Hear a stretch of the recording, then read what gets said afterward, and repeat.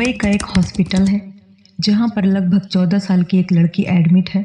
उस लड़की के इलाज के लिए लेडी डॉक्टर, पूछताछ के लिए लेडी पुलिस अधिकारी, साफ सफाई से अगर कोई जाएगा तो लेडीज डिपार्टमेंट से ही जाएगा। यानी कि उस कमरे में सिर्फ एंट्री है तो सिर्फ और सिर्फ लेडीज की। इसके अलावा पुरुष की ना तो वहाँ एंट्री होगी और ना ही पुलिस का नाम वहाँ लिया जाएगा। दरअसल वो लड़की पुरुष के नाम से इतना भयभीत है, इतनी डरी हुई है कि नाम सामने आते ही उसकी सांसें जोर जोर से चलने लगती हैं। उसे देखकर ऐसा लगता है कि जैसे वो अभी मर जाएगी। वो लड़की दिल्ली की निर्भया से कम नहीं, क्योंकि उसके साथ भी कुछ ऐसा ही हुआ है, बल्कि उससे ज़्यादा कहें तो कम नहीं होगा। मैं आपको सुनाने जा रही हूँ, ये सच्ची घटना है महाराष्ट्र के पुणे क्षेत्र की। दरअसल यहाँ एक थाना है बनवाड़ी, और इसी थाने क्षेत्र में रहने वाली एक लड़की है जिसकी उम्र 14 साल है। उसके माता पिता किसी नर्सरी में नौकरी करते हैं, पेड़ पौधों की देखभाल करते हैं। ये 31 अगस्त की रात लगभग 10 बजे की वारदात है।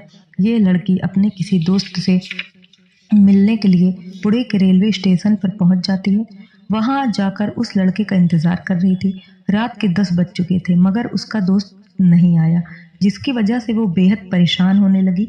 अचानक ही उस लड़की पे एक ऑटो वाले की नज़र पड़ती है, और नज़र पड़ते ही ऑटो वाला पूछता है कि तुम क्यों रो रही हो, तुम क्यों परेशान हो, क्या मैं तुम्हारी कोई मदद कर सकता हूँ। तो लड़की को सहारे की ज़रूरत तो थी ही, तो उस लड़की ने उस ऑटो वाले, जिसकी उम्र लगभग 30 वर्ष थी, उससे अपनी सारी परेशानी बताई और कहा कि वो अपने घर वालों को बिना बताए अपने एक दोस्त से मिलने आई थी और दोस्त अब नहीं आया, इसलिए वो बहुत ही ज़्यादा परेशान है। इतना सुनने के बाद वो ऑटो वाला वहाँ से चला जाता है और करीब 10 मिनट के बाद फिर से वापस लौट कर आता है। वो कहता है कि जिसका तुम इंतज़ार कर रही थी, दरअसल वो लड़का बाहर खड़ा हुआ है और वो यहाँ आना ही नहीं चाहता। शर्मिंदा है अपने किए पर कि जो उसको इतना लेट हो गया है, इसलिए तुम मेरे साथ चलो, मैं तुम्हें उससे मिला दूंगा। लड़की क्योंकि बहुत देर से रो रही थी और वो बहुत ही ज़्यादा परेशान थी, इसलिए उसे बहुत ही ज़ोर से प्यास लग गई थी। थोड़ी ही देर के बाद ऑटो वाले ने उसे एक बोतल दी जिसमें पानी था, पानी से भरी एक बोतल थी, और वो कहता है पी लो, मुझे देखकर लग रहा है कि तुम बहुत ही देर से प्यासी हो, भूखी हो, और चलो। तो वो पानी पी लेती है, उसे प्यास लगी ही थी। अब वो आगे बढ़ती है, और जैसे ही वो आगे बढ़ती है ऑटो में जाने के लिए, वैसे ही उसे चक्कर आने लगते हैं और वो बेहोश होने लगती है, क्योंकि उस पानी में उसने कुछ नशीला पदार्थ मिलाया हुआ था उस ऑटो वाले ने। ऑटो में जैसे तैसे वो लड़की को बैठाता है और ऑटो में जाते ही वो बिल्कुल बेहोश हो जाती है। अब वो रिक्शा अपना चालू करता है और ले जाता है उसे जंगल की ओर, और जंगल में पहुंचकर वो उस लड़की को उतारता है और जंगल में उसके साथ रेप करता है, बलात्कार करता है। दोस्तों, उसको होश ही नहीं है कि मेरे साथ क्या हो रहा है, और बहुत ही देर तक वो उसे अपने पास रखता है। रात काफ़ी हो चुकी होती है, वो कई बार उसके साथ बलात्कार करता है, और फिर उसके बाद उसे एक लॉज में ले जाता है जहाँ पर पहले से ही 12 लड़के मौजूद होते हैं। वो भी उसी के हम उम्र होते हैं, कुछ उसकी छोटी उम्र के होते हैं। और अब इन 12 लड़कों के सामने लड़की को पेश किया जाता है। अब लड़की को थोड़ा थोड़ा होश आने लगता है, और वो थोड़ी थोड़ी सी उसको समझ में आने लगता है कि उसके साथ बहुत ही कुछ गलत हो रहा है। अब वो लड़के बारी बारी से उन लड़की का बलात्कार करते हैं।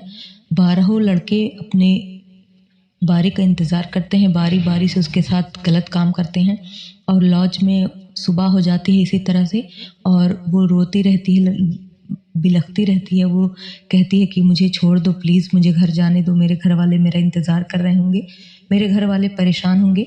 लेकिन उन सब लड़कों को उसकी बात का कोई फ़र्क नहीं पड़ता है। वो सारे लड़के उसके साथ ऐसे ही दरिंदगी करते रहते हैं, और रात गुजर जाती है।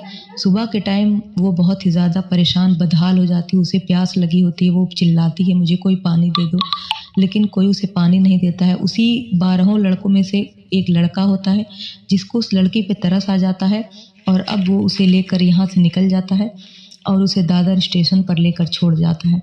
और इतनी देर में वो सारे लड़के वहाँ लॉज से फरार हो जाते हैं। अब दादर स्टेशन पे वो लड़की बैठी है और उसके पास पानी भी नहीं है, और उसकी हालत बहुत ही ज़्यादा ख़राब है। और अब यहाँ 2 सफाई कर्मी हैं, क्योंकि सुबह का टाइम हो चुका है, वो सफाई करने स्टेशन पर पहुँच चुके हैं। तो उन दोनों ने उसको देखा, और उसको देखकर उन दोनों ने भी फ़ायदा उठाना चाहा, और उन दोनों ने भी बारी बारी से उस लड़के के साथ बलात्कार किया। अब तो उसकी हालत बहुत ज़्यादा ख़राब हो जाती है, और वहीं पर एक ट्रेन लगी होती है जिसकी दिशा उत्तर की तरफ होती है। तो बस अब उस ट्रेन में उस लड़की को बैठा दिया जाता है उन सफाई कर्मियों के द्वारा, और वो लड़की बहुत ही ज़्यादा डरी है, सहमी है, एक कोने में पड़ी हुई है। लेकिन किसी की भी नज़र उस लड़की पर नहीं पड़ती है और ट्रेन अब चल पड़ती है कई 100 किलोमीटर का सफ़र करते हुए। उसी ट्रेन में जीआरपी का पुलिसकर्मी होता है और उस पुलिसकर्मी की नज़र जो है उस लड़की पर पड़ती है। अब वो लड़की को देखकर समझ जाता है कि इस लड़की को के साथ कुछ तो गलत हुआ है। वो सोचता है आखिर क्या बात है, वो जाता है उससे पूछता है, लेकिन वो लड़की बहुत ही ज़्यादा डरी होती है। पुरुष को देखते ही वो इतना ज़्यादा डर जाती, इतनी भयभीत हो जाती है कि वो बता ही नहीं पाती है और वो कहती है कि तुम चले जाओ, मैं तुम्हें कुछ नहीं बताऊंगी, और वो वहाँ से चला जाता है। लेकिन उस लड़की पे वो नज़र रखे हुए होता है। और अब ये जो है ट्रेन जिसमें वो लड़की बैठी हुई है वो कई 100 किलोमीटर का सफ़र करके चंडीगढ़ पहुँचती है। और चंडीगढ़ क्योंकि उस ट्रेन का लास्ट स्टेशन होता है, इसलिए वो वहीं पर लड़की उतर जाती है। अब समझ जाती है कि अब मैं यहाँ से कहाँ जाऊँ, और वो उतर कर स्टेशन पर बैठ जाती है। और अभी तक वो जीआरपी की पुलिसकर्मी जो अधिकारी था उसने अभी तक उसको जो है नज़र उस पर रखे हुए था, बनाए हुए था। और अब वो लड़की का पीछा करते हुए उतर जाता है और वहाँ पर भी जाता है, उससे फिर एक बार पूछता है, लेकिन वो लड़की नहीं बताती। उसको समझ तो आ जाती है कि लड़की के साथ बहुत ही गलत हुआ है जो भी हुआ है। अब वो पुलिसकर्मी CWC यानी चाइल्ड वेलफेयर कम्युनिटी से महिला अधिकारी को बुलवाता है और उस महिला अधिकारी को बुलवाकर उस लड़की की सारी बात बताता है और कहता है कि आप जाकर पूछो उससे कि आखिर बात क्या है और शायद वो आपसे बता दे। अब वो जाती है महिला अधिकारी और उस लड़की से बहुत ही प्यार से, बहुत ही पुचकारती है उसे, बहुत ही प्यार मोहब्बत से उसे पूछती है कि आखिर क्या बात है, आखिर तुम्हारी ये हालत कैसे हुई। अब वो लड़की जो है अपने साथ किसी लेडीज़ को देखकर उसको थोड़ा सा राहत मिलती है और वो अपनी सारी बात बता देती है कि मेरे साथ क्या क्या हुआ। वो सुन करके जो लेडीज़ अधिकारी और जो पुलिसकर्मी था उन दोनों की आंखों में आंसू आ जाते हैं, क्योंकि उसकी हालत ही इस तरह से थी। कोई भी इंसान जिसके अंदर थोड़ी सी भी इंसानियत होगी वो इस तरह के केस को देखकर या जानकर उसको बहुत ही दुख होगा दोस्तों। तो अब उधर जब लड़की अपने घर से गायब हो जाती है तो उसके माँ बाप जो कि ज़्यादा पढ़े लिखे नहीं थे, उन्होंने वहीं बनवाड़ी थाने में अपने बेटी की गुमशुदगी की रिपोर्ट कराई। लेकिन यहाँ की पुलिस भी बहुत अच्छी थी, बनवाड़ी के आसपास के लोगों की पूछताछ की और धीरे धीरे उसके बारे में जानने की कोशिश की।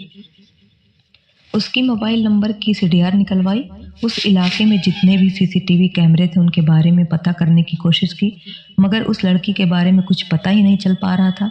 और जब पता चलता है तो बड़ी सूझबूझ और गंभीरता से पुलिस ने बड़ी शालीनता से जांच की है।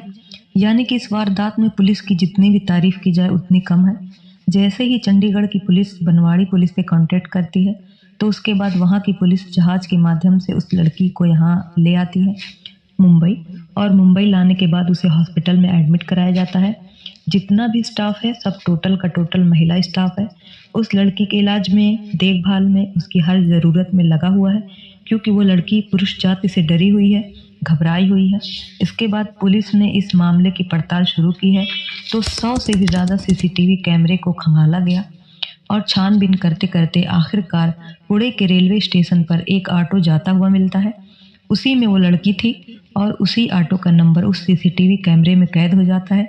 पुलिस ने उस ऑटो वाले की, जिसकी उम्र लगभग 30 वर्ष की थी, उसे पकड़ लिया, गिरफ्तार कर लिया और एक एक लोगों यानी कि उस 12 के 12 लोगों को पकड़ा।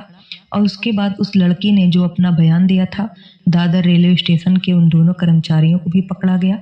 फिलहाल पुलिस ने अभी तक सभी 16 आरोपियों की गिरफ्तारी की है जो इस केस में सीधे सीधे तौर पे जुड़े हुए हैं। मुंबई पुलिस की प्राथमिकता है कि इस मामले को फास्ट ट्रैक कोर्ट में चलाया जाए ताकि 10 से 15 दिन में या लगभग 1 महीने में इस केस का निर्णय आना चाहिए और जितने भी दरिंदे हैं, जितने भी आरोपी हैं, उन सबको फांसी की सज़ा कम से कम होनी चाहिए। हमें सैल्यूट करना चाहिए उस पुलिस को जो GRP पुलिस का सिपाही था और उस महिला को जिसने उस लड़की का दुख दर्द सुनकर उसे अस्पताल तक पहुंचाया, और उन सभी पुलिस को जिसने इस मामले को महज 5-6 दिन में ही सबके सामने खोल कर रख दिया। तो ये कहानी आपको न्यूज़ चैनलों और टीवी अखबारों में देखने को नहीं मिली होगी, लेकिन वाकई में इस लड़की की कहानी को लोगों तक पहुंचाने की ज़रूरत थी, उसे इंसाफ दिलाने की ज़रूरत थी। तो दोस्तों, इस लड़के का केस आपको कैसा लगा, ये कहानी आपको कैसी लगी, कमेंट बॉक्स में ज़रूर बताइएगा। अगर आपको ये कहानी अच्छी लगी हो तो मेरे चैनल को सब्सक्राइब करें और बेल आइकन के दबा दें ताकि आपको मेरी वीडियो का नोटिफिकेशन सबसे पहले मिल जाए। मिलते हैं अगले वीडियो में इसी तरह की कोई खबर लेकर। तब तक अपना और अपनों का ख्याल रखें।